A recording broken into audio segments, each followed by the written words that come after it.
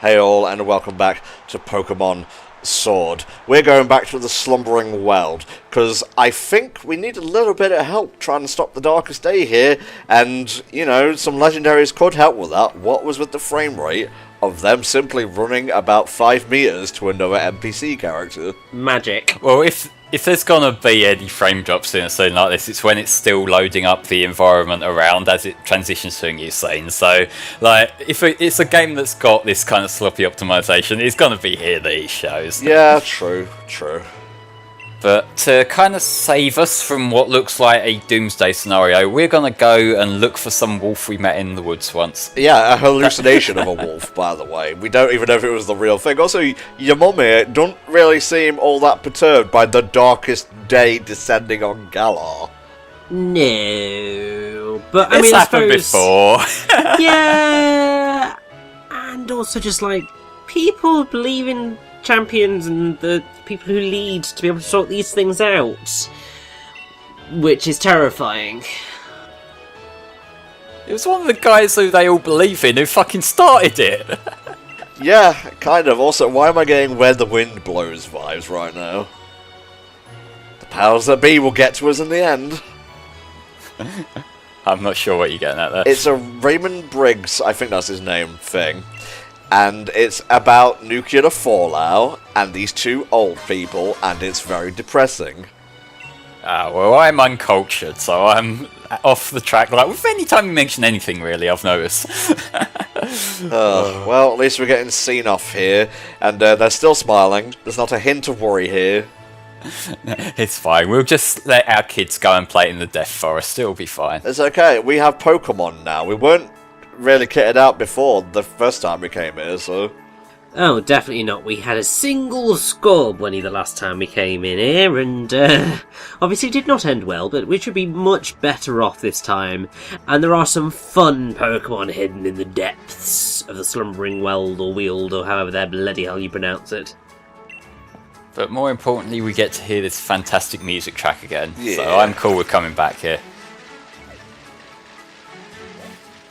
And God, I do love how you ride past all the like level 3 Pokemon in the first few patches of grass, and then it's just like a few steps ahead when now they're in their 40s and shit like that. Yeah, well, that's just how it works, I suppose. You know, the stronger ones keep the younger ones out of the way. Yeah, have a Pyro Ball, just for getting in my way. That is overkill. No, to be fair though, I do remember one time after I'd finished playing Fire Red and I had like a massive, like, overpowered team by that point because I'd done all the rematches. And, you know, I did get some fun in like just destroying the Rattata and Pidgey with my level 80 Dragonite. That was fun. Maybe I'm a bit morbid, but you know. Maybe, well, I think more sadistic is probably the way than morbid, but look at the Galarian wheezing! Oh, it's terrifying when it pops up, actually. It is, but like, I use Glowing Weezing in my shield team and it's a fantastic Pokemon to use, so, you know, I'm cool with it being there. You can't drive through a rock, Tom. Well, give me a few centuries, I'll make it work. Yeah, this will be like the next iteration of the Rotom bike. It can just phase through shit. Oh, bless. Nope, nothing here either. It's like the bike becomes that walk through walls cheat from the DS games where you can just wander over from the Elite Forum over to Darkrai's Island.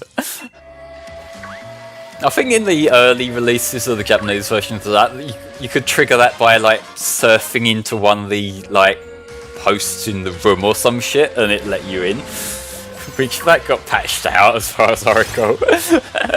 Or Beetle, you seemingly pop up wherever there is strife. Now I'm going to hurt you with fire. You realise that's a coincidence, right? It's not him causing all the trouble. Maybe it is. Maybe this is Chairman Rose's true form. God, like some fucking Pokemon transforming thing. Like, although there was in the film when that one guy was turned into a Licky or some shit. Yes, there was in the Darkrai movie, I believe. Also, a certain Detective Pikachu. a certain recent movie which I wasn't going to spoil, Richie. Oh, cool! It's like the most obvious thing in the world. Yeah, all right. Well, there was also one of, I think it's Kadabra's Pokédex entries, that it's just like, it happened one day, a boy woke up as a Kadabra. God. That's terrifying, because you can't even communicate with humans at that point. It's like, it's just like similar to how people in real life get these very oddly specific things that happen. Like, I've heard about people who got amnesia, then regain their memories in a different language and shit like that. But like, it's like that is fucking wild. But here are our legendary doggos for this game. Yes, Zacian and Zamazenta, whose names oddly seem to be derived from the cyan and the magenta. Well, that's pretty basic there, but yeah. Yeah, don't really understand, but sort of the whole things around them are quite cool, because Zacian is probably based on King Arthur's sword Excalibur. Yes. So obviously it's the sword Pokemon, and Zamazenta is most likely based on King Arthur's shield. There's a long name, but I'll go with its easier one, which is Pridwin. And then obviously they're both wolves, because they are animals that were once native to Great Britain, and an important heraldic symbol for noble families during the Middle Ages. Plus they're just rad. I like wolves. They're doggos with a sewing shield, that works for me. And then the other cool thing is that obviously their narrative arc is very similar to the story of King Arthur. Yeah, the Sleeping King, yeah. Yeah, because obviously King Arthur got mortally wounded in his final battle, and then went off to Avalon to have his wounds healed, and it's kind of fated that one day he will return. And ultimately, obviously, Zacian and Zamazenta have returned to save the day. See, this is why I like Galar. This is the stuff I wanted. I just wish the story was heavier, so you could feel that impact a bit more. Agreed. Yeah, it's like, why wasn't it when we went to the Slumbering Weald or Avalon, wasn't there a blue hedgehog to one cyclist? Yeah, seriously. I still can't fucking believe you got them shoes. What? Just the way it stands out in this particular scene of how, like, beautiful and classy everything else is, and then there's you with your tacky fucking things. Just you to be focusing on feet when there's important stuff going on here. Well, when it sticks out like a sore thumb, yeah, I fucking will! Okay, Mr. Pitch. When we go to the Isle of Armour, I'll make sure I'm kitted out with new stuff. Thank you, and it better not be the fucking man bun. Oh, I'm gonna make everything man bun, mate. Well, Tom, I have to say, considering Flame's thing of it better not be the man bun, please, for the love of God, make it the man bun. You are the worst. Yes, a rusted sword. Nice and pointy. This will... Did that have like a little red splotch on the tip of it? Yeah, don't ask about that. Zacian got really pissed at Zamazenta one day. Yikes. Obviously, in S.H.I.E.L.D., you take the reverse of what's happening here. And actually, whilst I remember, because obviously, Bulbapedia, woo! Even though obviously both Zacian and Zamazenta are genderless, it is actually mentioned in the English, Japanese and Chinese Pokédex entries that Zacian is Zamazenta's older sister. And that most likely is a reference to the relationship between King Arthur and Morgan Le Fay. Which also then makes sense of sort of the typing, because Zacian is a fairy type, and Zamazenta is a fighting type. Yeah, it feels like one of the things where it's more like the role is like an older sister rather than being an older sister. That's kind of what my takeaway from that was. I mean, let me see, what is the exact entry?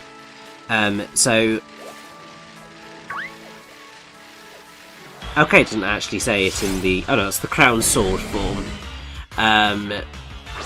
For S.H.I.E.L.D., it's this Pokemon has slumbered for many years. Some say it's Zamazenta's elder sister. Others say the two Pokemon are rivals. So it does actually say, point blank, it's Zamazenta's elder sister. It's one of them, though, that does that mean that they are related in that sense, or does it mean that they've just got that dynamic? Because that could be like a just way of phrasing it, and yeah, hi, wheezing, you're gone. Fuck you then. Jesus Christ. You tried.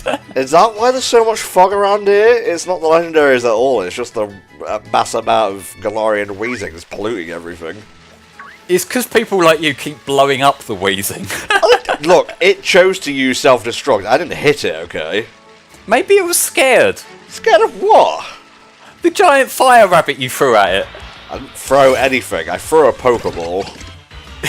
Well, yeah, while you had your giant fire rabbit staring it down. Oh, whatever. Okay, is Grubbin gonna get the same fate? It should. It shouldn't. Grubbin's adorable.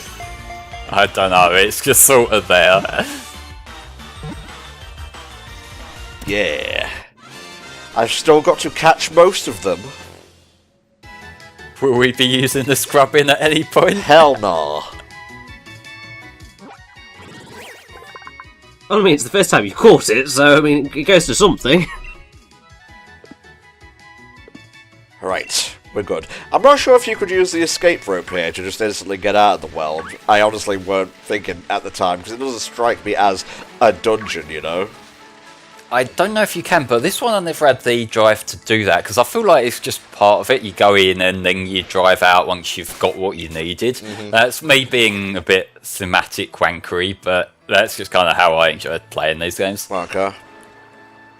He enjoys wankery while playing Pokemon. You heard here first.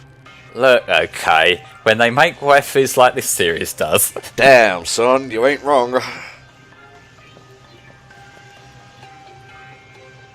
That's some very evil music we've got going on right now. It's almost as if happenings are upon us. Happenings are indeed happening. Chairman Rose is fucking doolally, mate. He should be... There's going to be some war crimes going on here soon enough, I think. But he owns, like, basically every business in the Galar region, so, like, who's gonna shut him down? We are. Well, yeah.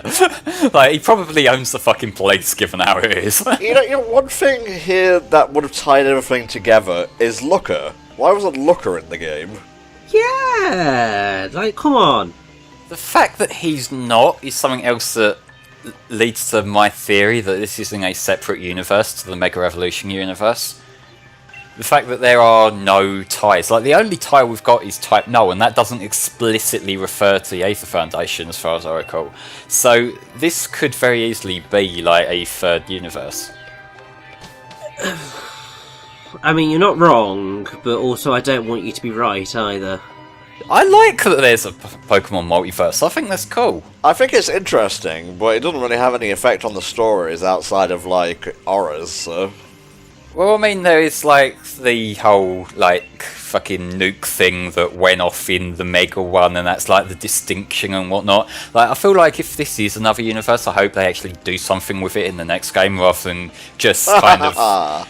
Well, no, I mean, like, just write it off as, oh, yeah, there's no Mega Pokemon here, fuck it, we don't care. Well... You know, like, that's kind of what I mean when I say they actually... I hope they do something with it. In one of the universes, we know everything went to shit because that one Battle Tower person nearly died before she fell through a wormhole. Yeah, there is actually, and if you think about the whole like Team Rainbow Rocket thing, those villains teams, the leaders were from universities where they were successful. Yeah. So that means that there is at least one properly fucked universe out there, and I kind of want to see what sort of state that's in, honestly. I mean, I kind of agree, but then also I'm not sure that it did necessarily make a good Pokemon game. I'm sure it would make a good game, but not necessarily a good Pokemon one. Well, I mean, the one where, like, Team Aqua one, it's just like a full-on swimming game or some shit. Wow. Like, that's your next Endless Ocean. Well, it's Wind Waker, really. Yeah. I guess, yeah. I'm stopping the... No, I'm helping Leon. The champion needs help. Even though he has a fucking massive Charizard. There's nothing to stop. I have brought about the darkest day, and everyone will love me for it. Oh, Eternatus. Alright, the giant space flea from out of nowhere, literally here, performing for you. Well, this time it's more obvious because it's the random what the fuck does it do legendary that's tied into the plot. Like, they normally have a Pokemon like this, like your Rayquaza, or at least in Ruby and Sapphire, your Giratina in Diamond and Pearl, but now it's just like, here, yeah, fuck it, the madman, he's gone and hatched it, cool. And, I mean, Eternatus has got some pretty cool, bits of trivia associated with it. Well, save it for next time, because right now we have to put a stop to Chairman Rose's inane plans. Also, Latin chanting.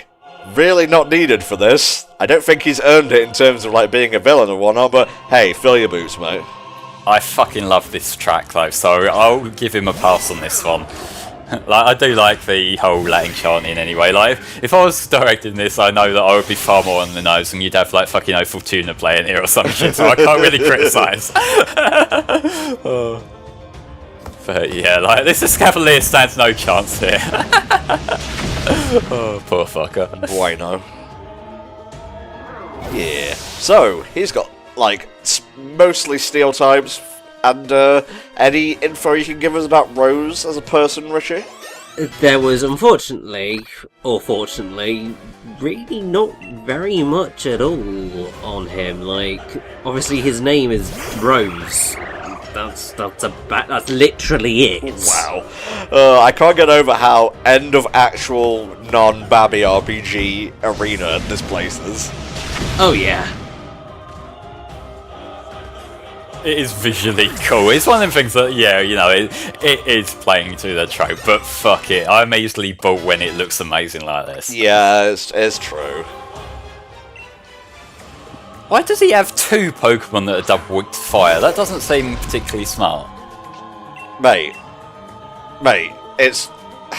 He couldn't wait one day to solve a problem that wouldn't even become a problem in 1,000 years. Also, right, there are other means of power in the Pokemon world. You have creatures that literally can create electricity out of nothing without burning plastic, you fucking Nimrod. Yeah, but how do you monetize that? I'm going to show you how you do it. Go Pokeball, or you're mine now. I literally own you. That still isn't monetizing that. If you own an energy plant, then you have a constant stream of income. If you have a Pokemon, then it's like, yeah, okay, we can't really sell that because everyone else will clock on and just catch their own electric Pokemon. Well, you got me there, but his plan is still stupid when there are alternatives out there in other regions adjacent to Galar. Potentially, if this is the universe. Oh my god, is the UK the only one that survived? Maybe Brexit was right all along. I mean, that would be a pretty phenomenal bit of social commentary if that is what they went with, because, oh boy! Oh, I want a Team Rainbow Rocket sequel now where Rose is like the really incompetent one who somehow won in his universe. No, I want Rose as like a deranged madman, like, variant. I want Rose was right all along. I want him to be fucking Kafka, tears of, like, gone. Oh, when you started there, I thought, like, the deranged one of, like, he lost everything and he's been sleeping on a bench for the last year. Like, that'd be curious to see how he snaps then. Oh, I like the idea of Hobo Rose, who, like, at the end snatches power and becomes the most powerful trainer. Maybe. Like, that could be cool for the sequel that's never gonna happen. Yeah, that's true. Hi, Dumbo. Hi, weird-looking square Pokemon. Yeah, I like Copper Archer compared to its like basic form, but it's still not the coolest, I will say. Well, it didn't last very long either, did it? For reasons such as that. Good old crit hit. It's what you deserve, Rose, because your plan's stupid and you're a bit of a moron, mate. I think I could take over the world better than Rose.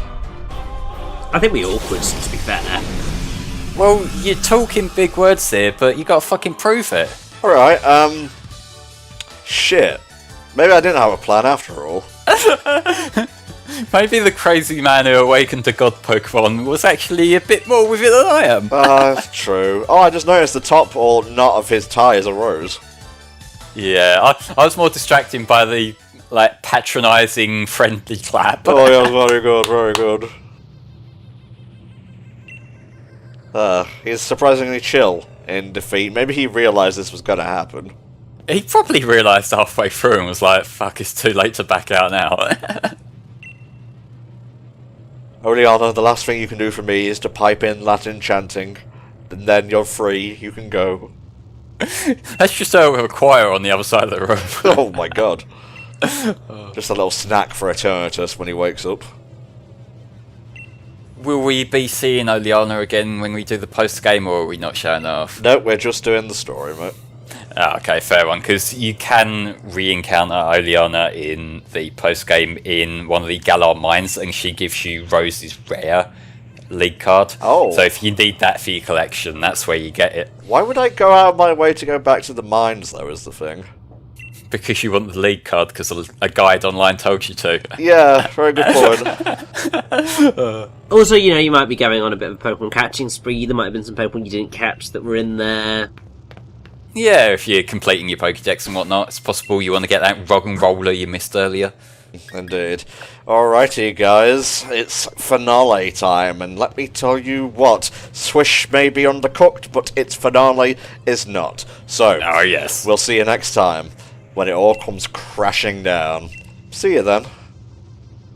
That's foreboding.